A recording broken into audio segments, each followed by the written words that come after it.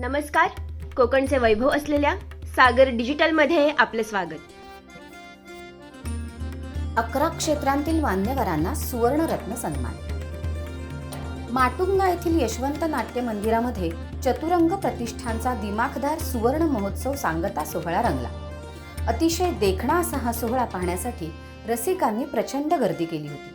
पुरस्कार सोहळ्याला मनोरंजनपर कार्यक्रमाची जोड दिल्याने हा सोहळा अधिकच रंगतदार ठरला. प्रेक्षकांनी या सोहळ्याला भरभरून दाद दिली.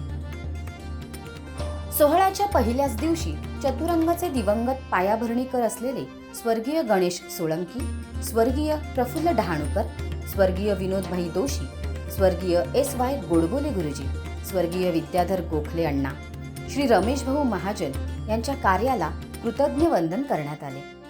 दुसऱ्या दिवशी चतुरंग सुवर्णरत्न सन्मान समारंभ पार पडला. यामध्ये पंडित उल्हास कशाळकर गायन, पंडित हरिप्रसाद चौरसिया वादन, अशोक पत्की संगीत दिग्दर्शन, महेश येलकुंचवार साहित्य, दिलीप प्रभावळकर नाटक, रोहिणी हट्टंगडी चित्रपट, वासुदेव कामत चित्रकला, चंदू बोर्डे क्रीडा, डॉक्टर अनिल काकोडकर संशोधन, बाबासाहेब कल्याणी उद्योजकता, मेजर महेश कुमार भुरे राष्ट्रीय सुरक्षा अशा 11 क्षेत्रातील नामवंत गुणवंतांच्या कारकिर्दीला चतुरंग सुवर्णरत्न सन्मान प्रदान करून सलाम करण्यात आला. या सोहळ्याला ॲडव्होकेट उज्ज्वल निकम, भाजपचे राष्ट्रीय सरचिटणीस विनोद तावडे प्रमुख पाहुणे उपस्थित होते.